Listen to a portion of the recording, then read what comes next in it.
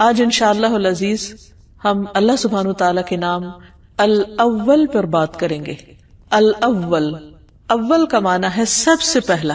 اللہ سبحانہ وتعالی اس وقت بھی تھا جب کوئی چیز نہ تھی اور نہ کوئی اس کے ساتھ تھا. جب کچھ نہ تھا تو اللہ کی ذات تھی.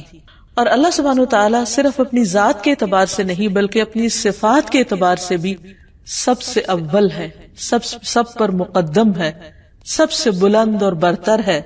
اس کا مقام اور مرتبہ ہر چیز سے بلند ہے. وہ کسی بھی چیز میں کسی دوسرے کا محتاج نہیں، وہ ہر ایک سے بے نیاز ہے. اور اسی طرح تمام چیزیں اس کی طرف لوٹنے والی ہیں، ہر چیز اسی کی طرف جا کر ٹھہر جانے والی ہے. وَأَنَّ إِلَىٰ رَبِّكَ الرُّجْعَىٰ. اول آخر کا الٹ ہوتا ہے، یعنی اول کا اپوزٹ ہوتا ہے آخر، اور یہ مبالغہ کے صیغوں میں سے ہے. قرآن مجید میں آتا ہے هُوَ الْأَوَّلُ وَالْآخِرُ وَالظَّاهِرُ وَالْبَاطِنُ وَهُوَ بِكُلِّ شَيْءٍ عَلِيمٌ.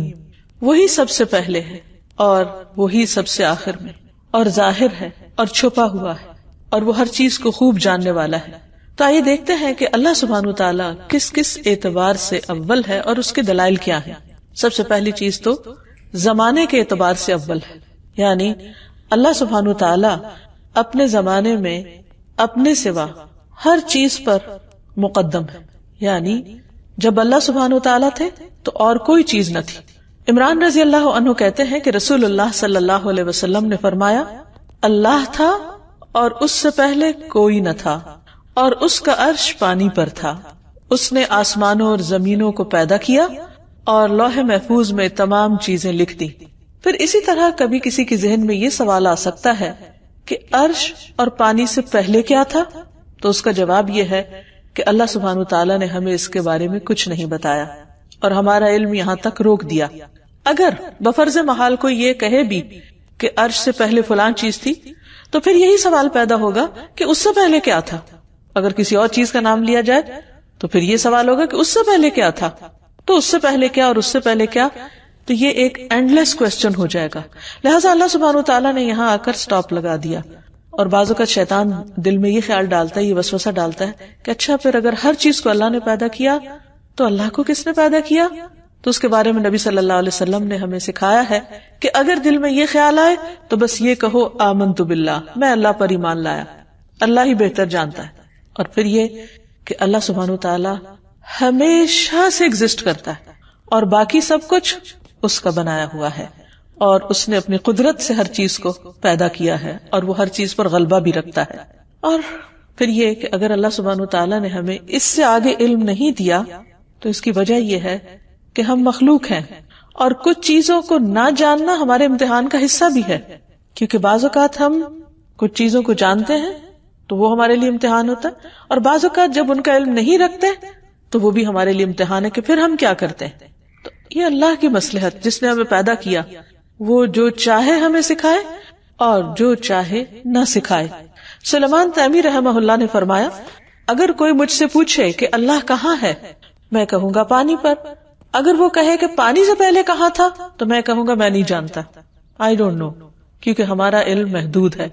آیت الکرسی میں اللہ تعالیٰ فرماتے ہیں وَلَا يُحِيطُونَ بِشَيْءٍ مِّنْ عِلْمِهِ إِلَّا بِمَا شَاءَ، اور وہ اس کے علم میں سے کسی چیز کا احاطہ نہیں کرتے مگر جتنا وہ چاہتا ہے. اور یہ ایک حقیقت بھی ہے.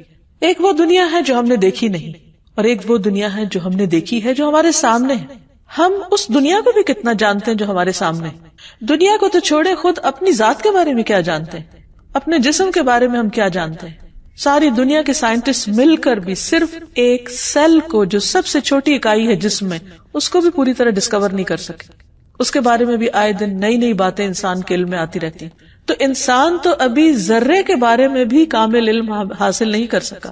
کہاں یہ کہ وہ اس زمین کی ہر چیز کو جانے، اور پھر آسمانوں کی، اور پھر آسمانوں سے اوپر عرش اور عرش والے کے بارے میں یہ دعویٰ کرے کہ وہ سب کچھ جانتا ہے، اس کے بارے میں انسان کو سب پتا ہے. تو یہ ایک لایانی سی بات ہوگی. انسان کا علم بہت محدود ہے، اس کی عقل بھی محدود ہے، اس کی صلاحیتیں بھی محدود ہیں، اس کی قوت بھی محدود ہے. تو انسان کے بس میں ہی نہیں کہ وہ ہر چیز کا علم اپنے اندر سمو سکے. اس لیے اللہ سبحانہ وتعالیٰ نے انسان کو صرف حسب ضرورت علم عطا کیا ہے. انسان تو انسان، فرشتوں نے بھی اس بات کا اقرار کیا تھا کہ ان کا علم بھی محدود ہے. اللہ سبحانہ وتعالیٰ نے آدم علیہ السلام کو پیدا کرنے کے بعد جب انہیں کچھ چیزوں کے نام سکھائے اور پھر انہیں فرشتوں کے سامنے پیش کیا کہ انبئونی باسماء ہؤلاء، تم مجھے ان چیزوں کے نام بتاؤ، تو وہ نہیں بتا سکے. انہوں نے کیا کہا؟ قالوا سبحانک لا علم لنا الا ما علمتنا انک انت العلیم الحکیم. انہوں نے کہا تو پاک ہے، ہمیں کچھ علم نہیں مگر وہ جو تو نے ہمیں سکھایا، ہم بس اتنا ہی جانتے ہیں، بے شک تو ہی سب کچھ جاننے والا کمال حکمت والا ہے. تو اس سے یہ پتہ چلتا ہے کہ انسان کا علم بہت محدود ہے، فرشتوں کا علم بہت محدود ہے، اور باقی مخلوقات بھی اپنے اپنے دائرے میں گھوم رہی ہیں. صرف ان کو یہ پتا ہے کہ ان کو کیا کرنا ہے، وہ سب چیزوں کے بارے میں نہیں جانتے. کلی علم، کامل علم، کمپلیٹ نالج صرف اور صرف اللہ سبحانہ وتعالیٰ کا ہے.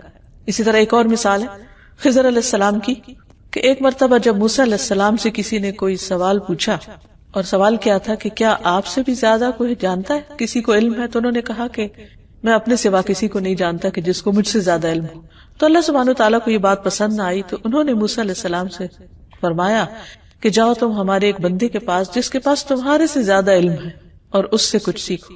تو موسیٰ علیہ السلام خضر علیہ السلام کے پاس آئے ایک طویل سفر طے کر کے، اور ان سے اجازت مانگی اور کہا کہ کیا میں آپ کے ساتھ چل سکتا ہوں تاکہ آپ مجھے ہدایت کی وہ باتیں بتائیں جو اللہ نے صرف آپ کو سکھائی ہیں، خاص آپ کو دی ہیں. خضر علیہ السلام بولے تم میرے ساتھ صبر نہیں کر سکتے. اے موسیٰ، مجھے اللہ نے ایسا علم دیا ہے جسے تم نہیں جانتے، اور تم کو جو علم دیا ہے اسے میں نہیں جانتا. یعنی ایون یہ کہ خضر علیہ السلام بہت کچھ جانتے تھے، لیکن انہوں نے بھی اپنی کم علمی کا اظہار کیا کہ موسیٰ جو تم جانتے وہ مجھے نہیں معلوم. کیونکہ ہر مخلوق کو یا ہر انسان کو اللہ سبحانہ وتعالیٰ نے ایک خاص فیلڈ میں جو بھی علم دیا ہے اس سے اوپر کسی اور کو پھر رکھا ہے. قرآن مجید میں آتا ہے وَفَوْقَ كُلِّ ذِي عِلْمٍ عَلِيمٍ، ہر علم والے کے اوپر ایک اور علم والا ہے. کوئی ایک شعبے کا علم جانتا ہے تو دوسرے سے بالکل لا علم ہے، کوئی دوسرے کے بارے میں معلومات رکھتا ہے تو پہلے کے بارے میں کچھ نہیں جانتا. تو بہرحال انہوں نے کہا کہ اللہ نے چاہا تو آپ مجھے صابر پائیں گے اور میں کسی بات میں آپ کی نافرمانی نہیں کروں گا، تو آپ مجھے سکھائیے اس علم میں سے جو اللہ نے آپ کو دیا. دونوں دریا کے کنارے کنارے چل پڑے. ان کے پاس کوئی کشتی نہ تھی. بہرحال ایک کشتی سامنے سے گزری تو کشتی والوں سے انہوں نے کہا کہ ہمیں ساتھ بٹھا لیجیے. خضر علیہ السلام کو انہوں نے پہچان لیا اور بغیر کرائے کے سوار کر لیا. اتنے میں ایک چڑیا آئی اور کشتی کے کنارے پر بیٹھ گئی، اور اس دریا میں سے ایک یا دو چونچ مار کر کچھ قطرے اس نے پی لیے. خضر علیہ السلام بولے اے موسیٰ، میرے اور تمہارے علم نے جبکہ دونوں کے پاس الگ الگ ہے اور باقی مخلوق کے مقابلے میں کہیں زیادہ، کہا کہ میرے اور تمہارے علم نے اللہ کے علم میں سے اتنا ہی کم کیا ہوگا جتنا چڑیا نے اس پانی سے. یعنی اتنے وسیع و عریض دریا یا سمندر جو بھی سامنے تھا اس میں سے ایک چڑیا کی چونچ میں زیادہ کیا گیا. تو گویا اللہ سبحانہ وتعالیٰ کے علم کے مقابلے میں انسان کا علم، اور وہ بھی ایک عام انسان نہیں، پیغمبر اور ایک اللہ کے خاص چنے ہوئے بندے جن کو اللہ سبحانہ وتعالیٰ نے بہت کچھ سکھایا تھا، ان کا علم اتنا معمولی ہے، تو پھر باقی انسانوں کا کیا حال ہوگا. پھر اسی طرح الاول کا معنی یہ بھی ہے کہ وہ اپنی صفت کمال میں سب سے مقدم، سب سے آگے، یعنی اس کی جو بھی صفات ہیں ان میں سے ہر صفت میں وہ سب سے اول درجے پر ہے. اس کی مخلوق میں سے کسی کے پاس بھی وہ نہیں جو اللہ رب العالمین کے پاس ہے. برابر ہونا تو دور کی بات، اس کے قریب بھی نہیں پہنچتا کوئی. وہ اپنی ذات میں، اپنی صفات میں، اپنے افعال میں، اپنے کاموں میں، اپنے ایکشن میں، اپنے علم میں، اپنی قدرت میں، ہر چیز میں مخلوق سے کہیں بالا و برتر ہے. پھر اسی طرح یہ کہ اللہ سبحانہ وتعالیٰ کے علاوہ اولیت کسی کو حاصل نہیں، حتیٰ کہ انبیاء علیہم السلام جو ہے وہ بھی اللہ سبحانہ وتعالیٰ کے مقام پر نہیں ہے. لیکن یہ بات بہت ہی تکلیف کی بات ہے کہ نبی صلی اللہ علیہ وسلم نے اس چیز کے بارے میں اپنی امت کو خبردار کیا، اپنی امت کو ڈرایا کہ میرے بارے میں غلو نہ کرنا، مجھے میرے مقام سے آگے نہیں بڑھانا. لیکن اس کے باوجود بعض اوقات امت میں اللہ سبحانہ وتعالیٰ کے مقابلے میں نبی صلی اللہ علیہ وسلم کے مقام کو زیادہ کر دیا جاتا ہے، حالانکہ اول مقدم سب سے برتر اللہ سبحانہ وتعالیٰ ہی کی ذات ہے. محمد الرسول اللہ صلی اللہ علیہ وسلم اللہ کے محبوب ہیں، اللہ کے چنے ہوئے ہیں، اللہ سبحانہ تعالیٰ نے انہیں تمام مخلوقات پر فوقیت عطا کی ہے، تمام انسانوں پر فوقیت عطا کی ہے، لیکن وہ اپنے آپ کو کیا کہتے ہیں؟ عبداللہ و رسولہ. اور ہمیں بھی کس بات کا حکم دیا گیا ہے کہ ہم کس چیز کی گواہی دیں کہ محمد صلی اللہ علیہ وسلم کون ہے؟ وَأَشْهَدُ أَنَّ مُحَمَّدًا عَبْدُهُ وَرَسُولُهُ، میں گواہی دیتا ہوں کہ محمد صلی اللہ علیہ وسلم اس کے بندے اور اس کے رسول ہیں. اسی لیے تو آپ صلی اللہ علیہ وسلم سب سے زیادہ اللہ سبحانہ تعالیٰ کے حضور کھڑے رہتے ہیں، اتنی دیر کہ آپ کے قدم مبارک سوج جاتے ہیں، طویل ترین رکوع کرتے ہیں، طویل ترین سجدے کرتے ہیں، اور ہر موقع پر دعائیں کرتے ہوئے اپنی بندگی اور عاجزی کا اظہار کرتے ہیں، کیونکہ اصل بلندی تو اللہ سبحانہ تعالیٰ ہی کو حاصل ہے. ابن عباس کہتے ہیں کہ انہوں نے حضرت عمر کو ممبر پہ یہ کہتے ہوئے سنا کہ میں نے نبی صلی اللہ علیہ وسلم سے سنا، آپ نے فرمایا مجھے میرے مرتبے سے زیادہ نہ بڑھاؤ، جیسے عیسیٰ علیہ السلام کو نصارہ نے ان کے رتبے سے زیادہ آگے بڑھا دیا. میں تو صرف اللہ کا بندہ ہوں، اس لیے یہی کہا کرو کہ میں اللہ کا بندہ اور اس کا رسول ہوں. انس بن مالک کہتے ہیں کہ ایک مرتبہ ایک شخص نے نبی صلی اللہ علیہ وسلم کو مخاطب کر کے کہا، اے محمد، اے ہمارے سردار، اے سردار کے بیٹے، اے ہمارے بہترین اور اے ہم میں سے بہترین کے بیٹے. تو نبی صلی اللہ علیہ وسلم نے فرمایا، لوگو تقوی کو اپنے اوپر لازم کر لو، شیطان تمہارے ہوش گم نہ کرنے پائے. میں صرف محمد بن عبداللہ ہوں، اللہ کا بندہ اور اس کا رسول ہوں. اللہ کی قسم مجھے یہ چیز پسند نہیں ہے کہ تم مجھے میرے مرتبے سے بلند کرو، اس مرتبے سے جو اللہ نے میرے لیے رکھا ہے. یعنی نبی صلی اللہ علیہ وسلم کو خود اپنے لیے وہی مقام پسند تھا جو اللہ سبحانہ تعالیٰ نے ان کو عطا کیا. ابن عباس کہتے ہیں کہ ایک شخص نے کہا، جو اللہ چاہے اور جو آپ چاہیں. تو آپ نے فرمایا، تم نے مجھے اللہ کا شریک بنا دیا. یوں کہو کہ جو اکیلا اللہ چاہے، یعنی کوئی چیز اس وقت تک نہیں ہوتی جب تک کہ اللہ نہ چاہے، یا اللہ چاہے تو کام ہوتا ہے. تو اس لیے اس میں کسی بندے کو شریک کرنا یہ شرک میں شامل ہو جاتا ہے. پھر اسی طرح اللہ سبحانہ تعالی اپنی تخلیق کے اعتبار سے بھی اول ہے، یعنی سب سے پہلے اسی نے چیزوں کو ایجاد کیا، ان کی صورت بنائی، ان کی تخلیق کی، اور ہر چیز پہلی بار اللہ ہی نے بنائی. آج انسان جو کچھ بنا رہے ہیں اور اس پر وہ حیران ہوتے ہیں اور انسانوں کی بڑائیاں بیان ہوتی ہیں، وہ اگر دیکھا جائے تو سب کچھ کہاں سے بنا؟ مثلا ایک بلند و بالا عمارت جس پر لوگوں کو بہت فخر ہوتا ہے اور اس پر وہ اپنے آپ کو دوسرے قوموں کے مقابلے میں بلند سمجھتے ہیں، اگر دیکھا جائے تو جس چیز سے انہوں نے یہ عمارت بنائی وہ کس نے بنایا تھا؟ اس میں جو لوہا استعمال ہوا وہ کہاں سے آیا؟ جو پتھر استعمال ہوا، جو سیمنٹ استعمال ہوا، جو لکڑی استعمال ہوئی، جو باقی تمام مٹیریل، وہ کہاں سے آیا؟ وہ کس نے بنایا تھا؟ انسان تو صرف اس کی جوڑ توڑ کر رہا ہے، صرف اس کی ایک مخصوص شکل بنا رہا ہے. حقیقت یہ ہے کہ ان سب چیزوں کو بھی اول بنانے والا، سب سے پہلے بنانے والا اللہ سبحانہ تعالیٰ ہی ہے. پھر اسی طرح پیدائش کی ابتدا اللہ سبحانہ تعالیٰ نے کی ہے، یعنی انسانوں کی پیدائش کی بھی. سورۃ الانبیاء میں آتا ہے، کما بدأنا اول خلق نعیدہ وعدا علینا انا کنا فاعلین. جس طرح ہم نے پہلی پیدائش کی ابتدا کی، اول مرتبہ بنایا، ہم اسے لوٹائیں گے. دوبارہ بنانا ہمارے لیے کچھ مشکل نہیں، یہ ہمارے ذمہ وعدہ ہے، یقیناً ہم ہمیشہ وعدہ پورا کرنے والے ہیں. سورۃ یاسین میں آتا ہے، قل یحییھا الذی انشأھا اول مرہ وہو بکل شیء علیم. کہہ دیجئے انہیں وہ زندہ کرے گا جس نے انہیں پہلی مرتبہ پیدا کیا، اور وہ ہر طرح کا پیدا کرنا خوب جانتا ہے. یعنی مشرکین مکہ کو یہ شک گزرا یا اس بات پر وہ ایمان نہیں رکھتے تھے کہ ہم دوبارہ کیسے پیدا ہوں گے، یہ کیسے ممکن ہے؟ ہڈیاں جب گل جائیں گی، ختم ہو جائیں گی، چورا چورا ہو جائیں گی، انسان پھر سے بنا لیا جائے گا اور اس کا حساب لیا جائے گا. وہ اس بات کو نہیں مانتے تو ان کی سمجھ میں نہیں آتا تھا. تو اس پر اللہ سبحانہ وتعالیٰ نے فرمایا کہ پہلی بار کس نے پیدا کیا تھا؟ جس نے پہلی بار پیدا کیا وہ دوبارہ بھی پیدا کر سکتا ہے. اللہ سبحانہ وتعالیٰ نے بے شمار چیزیں بنائی، لیکن یہ بھی یاد رہے کہ سب سے پہلی چیز جو اس نے بنائی وہ قلم تھا. عبادہ بن صامت نے اپنے بیٹے سے کہا، میں نے رسول اللہ صلی اللہ علیہ وسلم کو فرماتے ہوئے سنا کہ پہلی چیز جو اللہ تعالیٰ نے بنائی وہ قلم تھا. پھر اس سے فرمایا کہ لکھو، اس کو حکم دیا لکھو. تو اس نے کہا، میرے رب کیا لکھوں؟ اللہ تعالیٰ نے فرمایا، ہر چیز کی تقدیر لکھو یہاں تک کہ قیامت قائم ہو جائے. اے میرے بیٹے، میں نے رسول اللہ صلی اللہ علیہ وسلم سے سنا ہے، جو اس اعتقاد کے بغیر مر گیا وہ مجھ سے نہیں. یعنی نہ صرف یہ کہ ہمیں یہ ماننا چاہیے کہ اللہ سبحانہ وتعالیٰ نے پہلی چیز قلم بنائی، بلکہ یہ بھی کہ اللہ سبحانہ وتعالیٰ نے چیزوں کو پیدا کرنے سے پہلے ان کے بارے میں ساری معلومات قلم کو حکم دیا اور اس نے لکھ لی. یعنی اللہ سبحانہ وتعالیٰ کا علم اتنا مکمل ہے کہ ابھی جو چیزیں وجود میں نہیں آئیں اور ان کی رنگ، شکل، ان کے تعداد، ان سے متعلق ہر چیز لوح محفوظ میں لکھی ہوئی ریکارڈ میں موجود ہے. تو آپ سوچئے کہ اس کا علم کتنا وسیع ہوگا. پھر اللہ سبحانہ وتعالیٰ نہ صرف یہ کہ سب سے پہلے بنانے والا ہے، بلکہ اپنی تمام چیزوں پر پوری قدرت بھی رکھتا ہے، وہ قادر بھی ہے. پھر یہ بات بھی یاد رہے کہ اللہ سبحانہ وتعالیٰ الاول ہونے کے ساتھ ساتھ فاعل یعنی کام کرنے والا اور قادر پوری قدرت والا بھی ہے. اس کی صفت یہ ہے کہ وہ ہمیشہ سے آخر تک یعنی شروع سے آخر تک کریٹر بھی ہے، اور جتنی بھی اس کی کریشن ہے سب اس کے کنٹرول میں بھی ہے، اور پھر ان کے اندر جو جیسی چاہے وہ تبدیلی بھی کر سکتا ہے. تو جب وہ اول ہے جس سے پہلے کوئی چیز نہیں، تو اس کے ساتھ ساتھ یہ بھی یاد رہے کہ وہ اپنی مخلوق کے اندر جو چاہتا ہے کرتا ہے، جس وقت چاہتا ہے کرتا ہے. قرآن مجید میں آتا ہے ذو العرش المجید فعال لما یرید، کہ وہ بہت بزرگ عرش والا ہے یا عرش کا مالک ہے، بڑی شان والا ہے، جو چاہتا ہے کر گزرتا ہے.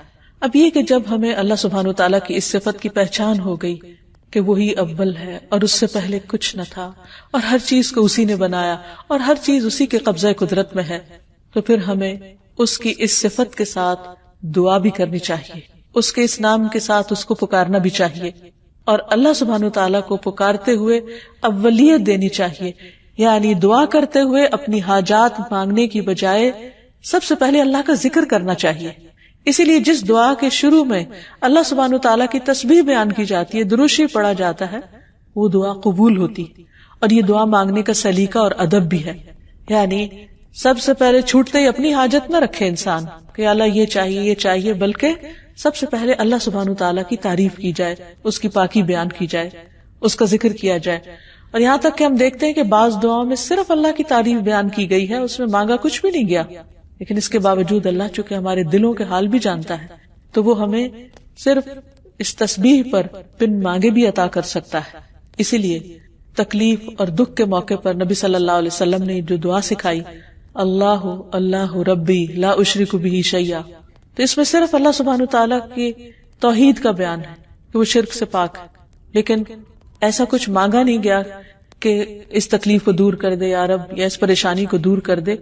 تو اس سے یہ پتہ چلتا ہے کہ اللہ سبحانہ تعالیٰ کا ذکر ہر چیز سے پہلے ہونا چاہیے. اور ویسے بھی عام روزمرہ زندگی میں جب کہیں بھی کسی چیز کا ذکر کرنا ہو، مثلاً اللہ سبحانہ تعالیٰ کا ذکر کریں اور آپ کسی بندے کا ذکر کریں، اللہ تعالیٰ کا شکر ادا کریں اور بندے کا شکریہ ادا کریں، تو اس میں ہمیشہ اللہ سبحانہ تعالیٰ کو اولیت دیں. اسی طرح اگر مثلاً آپ ایک آیت کوٹ کر رہے ہیں اور پھر نبی صلی اللہ علیہ وسلم کی کوئی حدیث بیان کر رہے ہیں، تو پہلے آیت کوٹ کریں گے پھر حدیث بیان کریں گے. یعنی کسی بھی معاملے میں کہیں بھی پہلے اللہ کا ذکر ہوگا، سب پر مقدم، سب سے پہلے. پھر اسی طرح رات کو سوتے وقت اس نام سے اللہ کو پکار کر اپنی پریشانیاں اللہ کے سامنے رکھنی چاہیے. سہیل کہتے ہیں کہ ہم میں سے جب کوئی سونے کا ارادہ کرتا تو ابو صالح دائیں کروٹ پہ لیٹنے کو کہتے اور یہ دعا پڑھنے کا حکم دیتے، اور کہتے کہ یہ دعا نبی صلی اللہ علیہ وسلم کی بتائی ہوئی ہے. دعا ہے اللہم رب السماوات ورب الارض ورب العرش العظیم ربنا ورب کل شیء فالق الحب والنوا ومنزل التوراة والانجیل والفرقان اعوذ بک من شر کل شیء انت آخذ بناصیته اللہم انت الاول فلیس قبلک شیء وانت الآخر فلیس بعدک شیء وانت الظاہر فلیس فوقک شیء وانت الباطن فلیس دونک شیء اقض عنا الدین واغننا من الفقر. اے اللہ، اے آسمانوں اور زمینوں کے پروردگار، اے ہمارے رب، اے ہر چیز کے رب، اے دانے اور گٹلی کو چیرنے والے، اے تورات، انجیل اور قرآن کے نازل کرنے والے، میں تجھ سے ہر شر پہنچانے والی چیز کے شر سے پناہ مانگتا ہوں. یعنی پہلے اللہ سبحانہ وتعالیٰ کی ان صفات کا ذکر، اور پھر یہ کہ اللہ کوئی بھی جو شر ہے، کوئی بھی جو پریشانی کی بات ہے، ان سب چیزوں سے بچنے کے لیے اپنے آپ کو تیری حفاظت میں دیتا ہوں. اور ہر اس چیز کو جو شر پہنچانے والی ہے تو اسے اس کے بالوں سے پکڑنے والا، یعنی وہ تیرے قبضے قدرت میں ہے. تو سب سے پہلے ہے، تجھ سے پہلے کچھ نہیں، تو ہی آخر ہے، تیرے بعد کچھ نہیں، تو سب سے اوپر ہے، تیرے اوپر کچھ نہیں، اور تو ہی باطن میں ہے، تجھ سے مخفی کوئی چیز نہیں۔ اے اللہ میرے قرض ادا کر دے اور مجھے فقر سے بے نیاز کر دے۔ تو ان ساری پریشانیوں کو دور کرنے کے لیے اللہ سبحانہ تعالیٰ کی ان صفات کے ساتھ اللہ تعالیٰ کو پکارنا چاہیے۔ پھر یہ کہ اس نام کا بندے کی زندگی پر ایک اثر ہونا چاہیے۔ جب ہم اللہ تعالیٰ کو الاول مان لیں تو پھر اس کی جھلک ہمارے عمل میں، ہمارے کردار میں، ہماری سوچ میں، ہمارے خیالات میں ہونی چاہیے۔ سب سے پہلی بات یہ کہ اس بات پر ہمارا پورا یقین ہونا چاہیے کہ اللہ تعالیٰ اپنی ذات اور اپنی صفات میں سب سے پہلے ہے، اول ہے، مقدم ہے۔ باقی سب کام اپنی جگہ، حقوق العباد بھی اپنی جگہ، بندوں کی خدمت، سارے کام دنیا کے، خود کھانا پینا سونا، اپنی دیگر ضروریات پوری کرنا، مختلف چیزوں سے تعلق رکھنا، ان کی محبت دل میں ہونا، سب چیزیں اپنی اپنی جگہ پر ہیں، لیکن ان سب میں سب سے پہلا حق، اول حق اللہ سبحانہ تعالیٰ کا ہو، کیونکہ وہ اول ہے۔ پھر ہر چیز اسی کی طرف لوٹائی جائے، کیونکہ ہر چیز کا مرجع اور منتہا اللہ رب العالمین ہے۔ پھر اس ذات پر بھروسہ جس نے ہماری ابتدا کی اور جس کے پاس ہماری انتہا ہے، جیسے قرآن مجید میں آتا ہے وَهُوَ الَّذِي يَبْدَأُ الْخَلْقَ ثُمَّ يُعِيدُهُ وَهُوَ أَهْوَنُ عَلَيْهِ وَلَهُ الْمَثَلُ الْأَعْلَى فِي السَّمَاوَاتِ وَالْأَرْضِ وَهُوَ الْعَزِيزُ الْحَكِيمُ۔ وہی ہے جو خلق کو پہلی بار پیدا کرتا ہے، سب سے پہلے اسی نے بنایا، پھر دوبارہ بھی پیدا کرے گا، اور وہ اسے زیادہ آسان ہے، اور آسمانوں اور زمین میں سب سے اونچی شان اسی کی ہے، اور وہی سب پر غالب اور حکمت والا ہے۔ پھر یہ کہ جب ہم اللہ کو اول مان لیں اور اس کو اپنی پرائرٹی نمبر 1، ترجیح نمبر 1 رکھیں اپنی زندگی میں کہ میرے لیے سب سے اہم ترین کام اس کو خوش کرنا ہے، تو پھر نیکیوں میں ہم اولیت اختیار کریں، نمبر 1 ہو، عبادت ہماری نمبر 1 درجے کی ہو، ہمارا اخلاق نمبر 1 درجے کا ہو، ہمارے دوسروں کے ساتھ معاملات نمبر 1 ہو، اور یہ سب کچھ ہم اللہ سبحانہ تعالیٰ کی رضا کے لیے کریں اور نیکیوں کے کام میں آگے بڑھیں۔ کیونکہ صرف اتنا کافی نہیں کہ ہم جان لیں اللہ اول ہے اور وہ ہماری پرائرٹی نمبر 1 ہے، پھر یہ بھی دیکھیں کہ ہم اس کی طرف بڑھنے میں کیا طریقہ اختیار کر رہے ہیں۔ پھر اس کا یہ مطلب نہیں کہ جب ہم اللہ سبحانہ تعالیٰ کی طرف بڑھیں یا نیکی کے کام کریں تو پھر ہم جنت کی خواہش نہ رکھیں، کیونکہ بعض لوگ یہ کہتے ہیں کہ اچھا اگر اللہ کے لیے کرنا ہے تو پھر جنت کی ہرس دل میں نہیں ہونی چاہیے، حالانکہ یہ بات درست نہیں ہے۔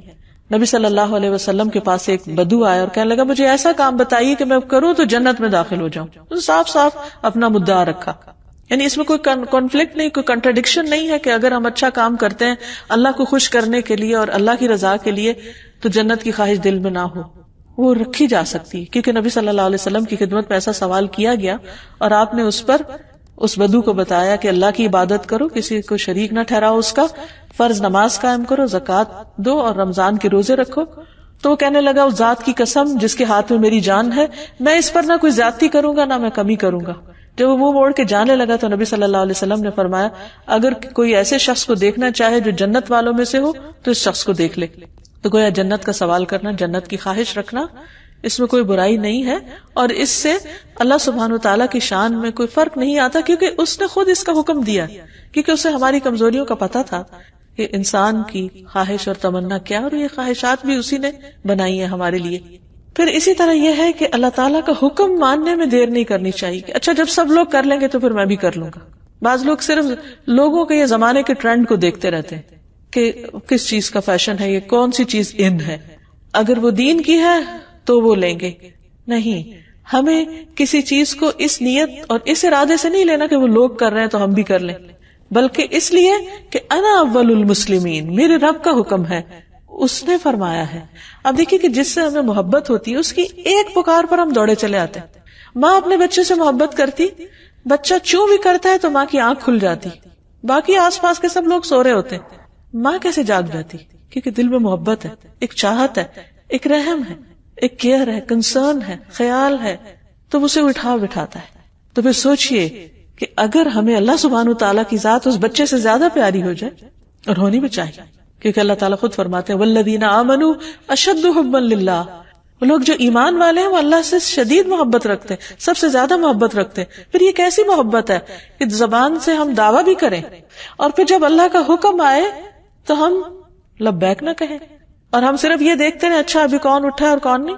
فار ایگزامپل نماز ہی کا وقت ہے, اللہ تعالیٰ فرماتا ہے حی علی الصلاۃ حی علی الفلاح, او نماز کی طرف, او کامیابی کی طرف, پکار آ رہی ہے, اور ہم یہ دیکھتے رہے اچھا فلاں نے پڑھ لی, فلاں اٹھ گیا, فلاں پڑھ لے تو پھر اس کے بعد میں اٹھوں. نہیں, اللہ کی طرف سے اس پکار کا آنا ہی کافی ہے, اور مجھے اپنے عمل کا حساب دینا اور مجھے اپنی محبت کا پروف دینا ہے کہ میں سب سے پہلے آ رہی. جیسے موسیٰ علیہ السلام اپنی قوم سے آگے چلے گئے اللہ کی ملاقات کے لیے, وَعَجِلْتُ إِلَيْكَ رَبِّ لِتَرْضَى, میں تیری طرف جلدی آ گیا اس لیے کہ اے رب تو مجھ سے راضی ہو جائے. تو جو بندہ اللہ سے محبت کرتا ہے وہ لازماً اللہ کو راضی کرنا چاہے گا, اور وہ کاموں میں سستی اور تاخیر نہیں کرے گا جیسے منافقین کی صفت ہے. وَإِذَا قَامُوا إِلَى الصَّلَاةِ قَامُوا كُسَالَىٰ, جب وہ نماز کے لیے کھڑے ہوتے ہیں تو سستی کے مارے اٹھتے ہیں, نہ ہی پڑھنی پڑتی تو اچھا تھا, کیونکہ دل میں محبت جو نہیں, ایمان جو نہیں.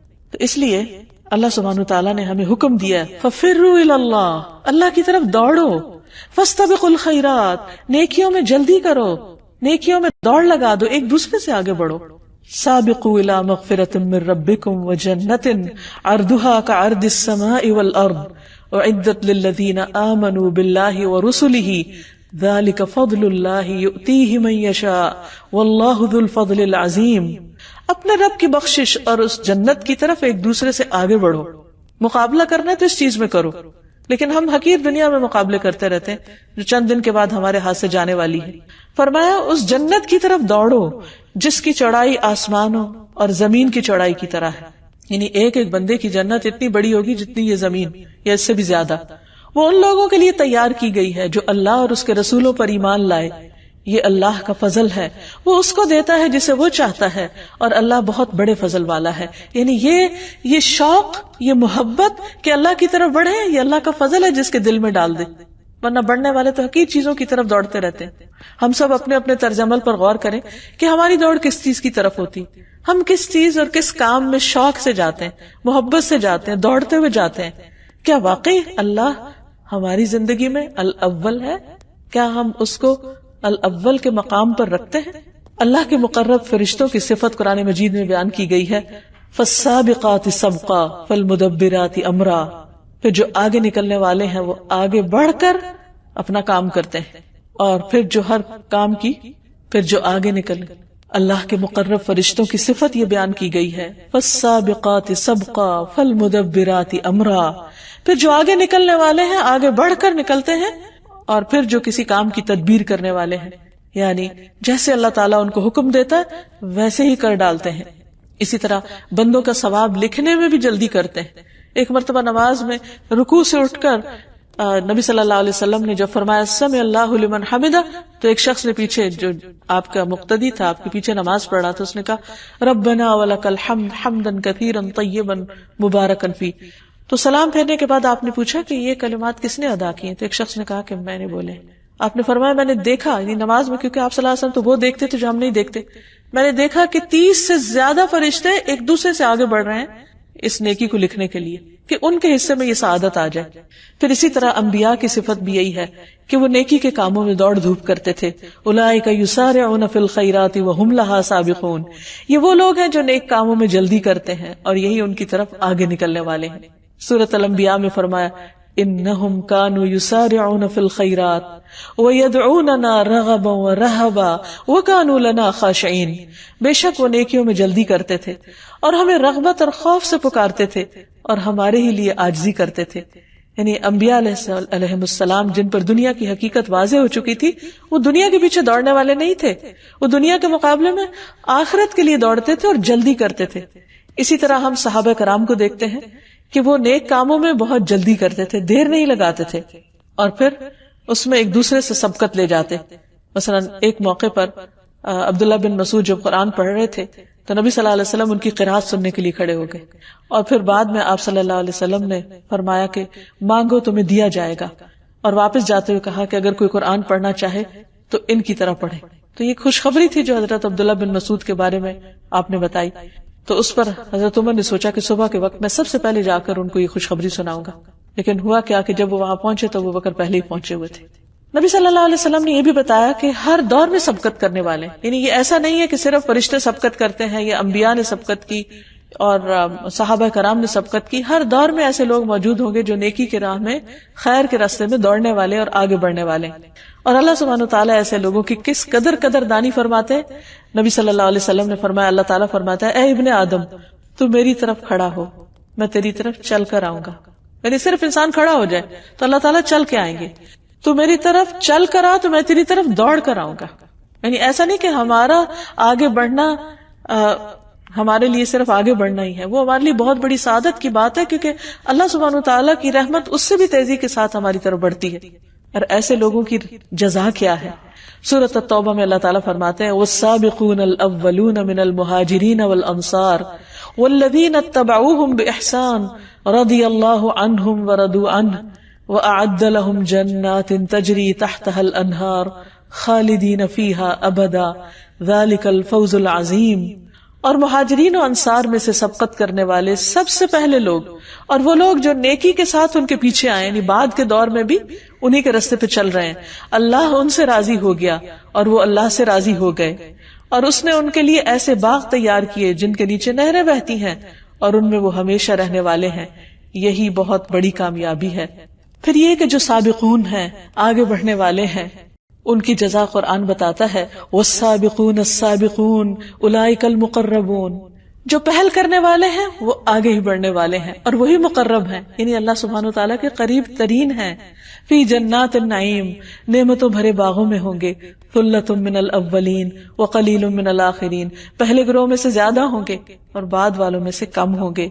علی سرر موضونہ متکئین علیہا متقابلین یطوف علیہم ولدان مخلدون باکواب واباریق وکأس من معین لا يصدعون عنها ولا ينزفون وفاكهة مما يتخيرون ولحم طير مما يشتهون. سونے اور جواہر سے بنے ہوئے تختوں پر آرام کر رہے ہوں گے، ان پر تکیے لگائے ہوئے آمنے سامنے بیٹھنے والے ہوں گے، ان پر چکر لگا رہے ہوں گے وہ لڑکے جو ہمیشہ لڑکے ہی رہیں گے. ایسے کوزے اور سراہیاں اور لبالب بھرے ہوئے پیالے لے کر جو بہتی ہوئی شراب کے ہوں گے، وہ نہ اس سے سردرد میں مبتلا ہوں گے نہ بہکیں گے.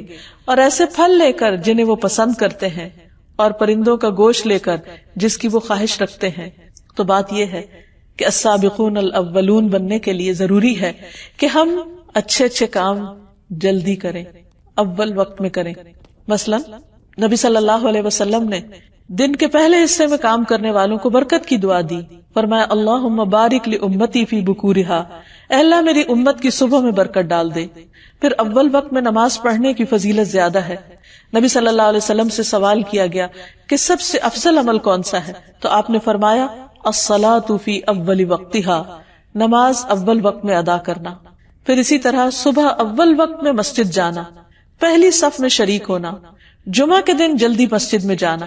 رسول اللہ صلی اللہ علیہ وسلم نے فرمایا، جس نے جمعہ کے دن غسل جنابت کیا پھر نماز کے لیے چلا گیا تو گویا اس نے ایک اونٹ کی قربانی کی، اور جو شخص دوسری گھڑی میں چلا تو گویا اس نے ایک گائے کی قربانی کی، جو تیسری میں گیا گویا اس نے ایک سینگ والا دمبا قربانی کیا، اور جو چوتھی گھڑی میں گیا گویا اس نے ایک مرغی قربان کی، اور جو پانچویں گھڑی میں چلا تو اس نے گویا ایک انڈا اللہ کی راہ میں دیا. پھر امام خطبے کے لیے نکل جاتا ہے تو فرشتے خطبہ سننے میں مشغول ہو جاتے ہیں. پھر اسی طرح یہ ہے کہ صدقہ خیرات کرنے میں بھی جلدی کرنی چاہیے. نبی صلی اللہ علیہ وسلم ایک مرتبہ عصر کی نماز پڑھانے کے بعد فوراً عجلت کے ساتھ کھڑے ہوئے اور لوگوں کی گردنیں پھلانگتے ہوئے اپنے ازواج میں سے کسی کے حجرے کی طرف تشریف لے گئے. آپ کی اس جلدی سے لوگ گھبرا گئے. جب واپس تشریف لائے تو دیکھا کہ آپ کے ہاتھ میں کچھ ہے. جب آپ سے پوچھا گیا تو آپ نے فرمایا، مجھے کچھ سونا یاد آ گیا تھا جو ہمارے ہاں رکھا ہوا تھا، اور میں نے اس بات کو برا سمجھا کہ وہ مجھے اللہ کی یاد سے روکے، لہٰذا میں نے اس کے تقسیم کرنے کا حکم دے دیا. پھر اسی طرح یہ کہ نیکی کا کوئی بھی موقع ملے تو فوراً آگے بڑھنا چاہیے اور اس میں جلدی کر کے جلد فائدہ اٹھانا چاہیے. اور پھر ایسے ذکر کرتے رہنا چاہیے کہ جس کی وجہ سے انسان السابقون میں شامل ہو جائے، جیسے الحمدللہ، سبحان اللہ اور اللہ اکبر کا ورد کثرت کے ساتھ کرنا. اور جو لوگ اللہ سبحانہ تعالیٰ کی یاد کو، اس کے ذکر کو اور نیک کاموں کو اولیت دیں گے، اللہ سبحانہ تعالیٰ قیامت کے دن ان کو بھی اولیت دیں گے اور ان کے لیے آسانیاں فرمائیں گے. پھر اللہ سبحانہ تعالیٰ کے محبوب بندے حضرت موسیٰ علیہ السلام ہو یا حضرت ابراہیم علیہ السلام ہو، ان کے بارے میں آتا ہے ابراہیم علیہ السلام کے بارے میں، کیونکہ انہوں نے اللہ سبحانہ تعالیٰ کے حکم پر فوراً لبیک کہا. اذ قال له ربه اسلم قال اسلمت لرب العالمین. تو نبی صلی اللہ علیہ وسلم نے فرمایا کہ انہیں مخلوق میں سب سے پہلے لباس پہنایا جائے گا، یعنی قیامت کے دن. اسی طرح سب سے پہلے جنت میں جانے والے کون لوگ ہوں گے؟ آپ نے فرمایا میری امت میں سے 70,000 یا 7 لاکھ آدمی جنت میں جائیں گے جو ایک دوسرے کو تھامے ہوئے ہوں گے. ان کا پہلا بھی اندر داخل نہ ہونے پائے گا جب تک کہ آخری بھی داخل نہ ہو، یعنی اکٹھے گروہ کی شکل میں جائیں گے. ان کے چہرے 14ویں چاند کی طرح روشن ہوں گے. اور یہ ظاہر ہے وہ لوگ ہوں گے کہ جو اللہ سبحانہ وتعالیٰ کے حکم کو جلد ماننے والے ہیں. اسی طرح برے کاموں میں پہل نہیں کرنی چاہیے، کیونکہ جو انسان برے کام میں پہل کرتا ہے اس کے پیچھے آنے والے سارے لوگ جو بھی غلط کریں گے ان کا وبال بھی اس پہلے شخص کو بھگتنا ہوگا. جیسے رسول اللہ صلی اللہ علیہ وسلم نے فرمایا سب سے پہلے جس نے دین ابراہیم کو بدلا وہ عمرو بن لحی ہے، اور جتنا بھی شرک اس کے بعد وہاں ہوا اس سب کے گناہ کا ایک حصہ اس ابتدا کرنے والے پر تھا. پھر اسی طرح آپ نے فرمایا کہ میں نے اس کو دیکھا، یعنی عمرو بن لحی کو، کہ وہ جہنم میں اپنی انتڑیاں گھسیٹ رہا تھا، کیونکہ یہ پہلا شخص ہے جس نے صائبہ کی رسم نکالی. تو اللہ سبحانہ وتعالیٰ سے دعا ہے کہ وہ ہمیں جہاں اپنی پہچان دے رہا ہے وہاں اس کے تقاضے پورے کرنے کی بھی توفیق عطا فرمائے، اور اس نام کو جاننے کے بعد ہمیں توفیق دے کہ ہم نیکیوں میں آگے بڑھنے والے ہوں اور اللہ تعالیٰ کے احکام پر سب سے پہلے عمل کرنے والے ہوں. وآخر دعوانا ان الحمد للہ رب العالمین.